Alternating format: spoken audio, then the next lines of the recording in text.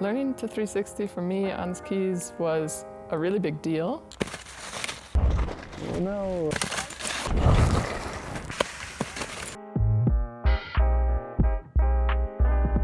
To me, that trick was the pinnacle of like what I could achieve on skis. I never considered I would do anything more than that, and I didn't really know there were other tricks above that, or I didn't know what they were called. I knew they were happening and pros were doing them, but I didn't think anything past the 360 was manageable for me. And I just thought it would be the coolest thing ever to learn a 360 on skis. Yes, Chelsea! Woo! Hi, my name is Chelsea, and this is my 3rd year freestyle skiing. All right. Oh, after that guy.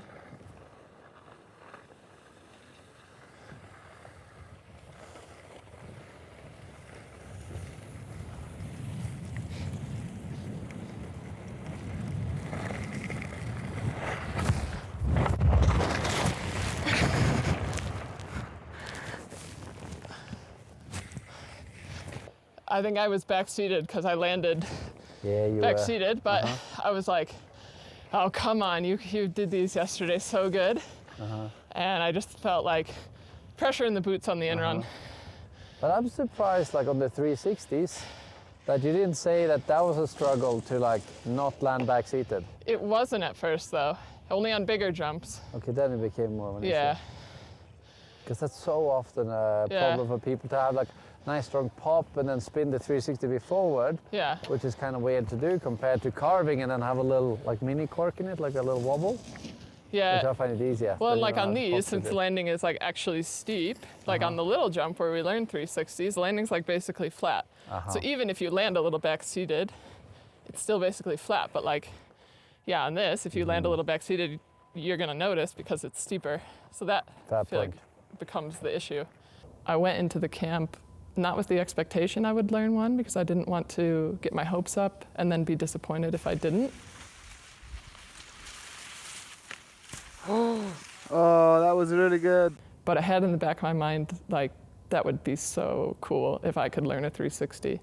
So it really was from one day to the next where I had learned the 180s a few days into the camp, and the others were pushing on to learn 360s, and my coach, Will, was like, okay, that's the next step for you too. And I thought, what? Like, really?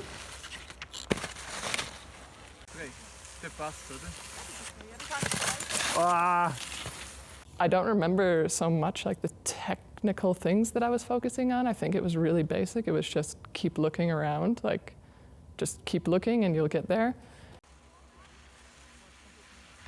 I think it really did happen within a day of trying it. But I remember the feeling when I got my first one, and I was really, really stoked about it. And actually a friend of mine happened to film it from underneath the jump. So the angle is terrible, but I recognized in myself like the emotion there after I did it. And I like did a big fist bump and they were cheering for me. Yes!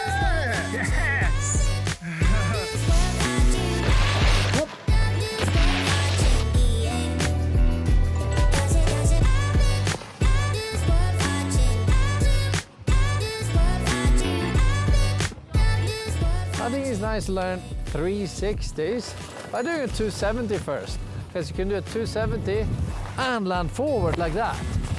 It's pretty smooth. Before you go for a proper jump like this one, where you wind up, pop hard, stop it. There she's coming.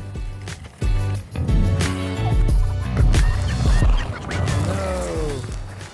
Still got a little bit to work on there. All right. Didn't feel terrible. The bigger challenge in it was mentally. Like the jump from doing a 180 to the 360 felt like very intimidating. Go, go, go, go, go!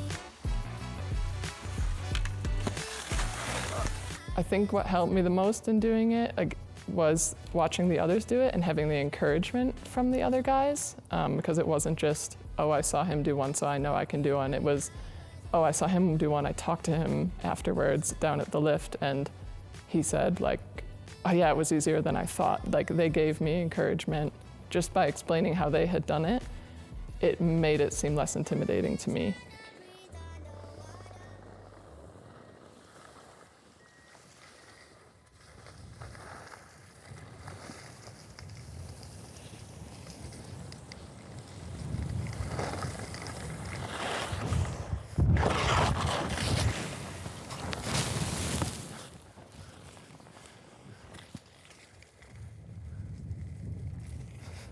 The threes are killing me.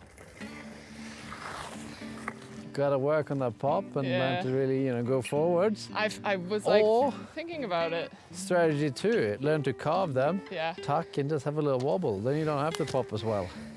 I like carved threes. I started learning them at a camp a while back, and they were really nice. Like, nice as in enjoyable, not nice as in technically good. Well, they are extremely enjoyable. It's maybe one of my favorite tricks, top 3.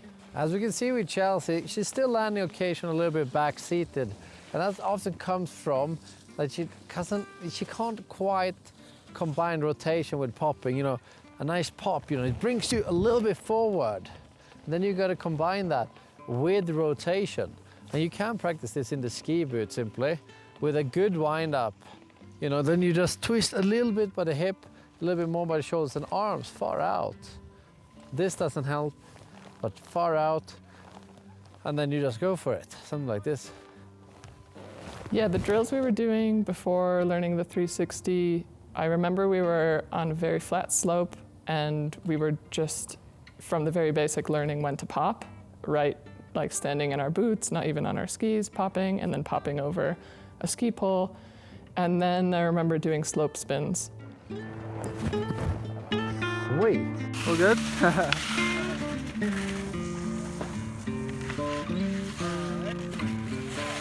I could do slope spins before I arrived at camp, but my technique in them improved with having coaching, and I think just having that motion and like in that motion your head is looking around to where you're going, that helped me in the trick to have that separation of my eyes look around first and the rest of your body follows it.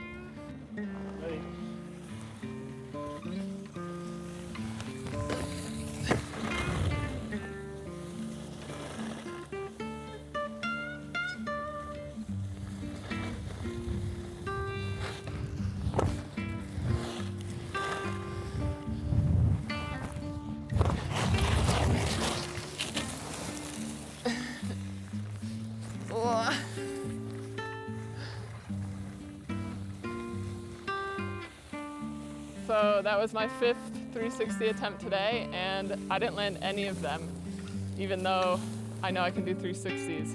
And yeah, some days it's just like that. So I'll work on them a different day and not beat myself up about it. I did bigger tricks than that today, and I'm happy with it.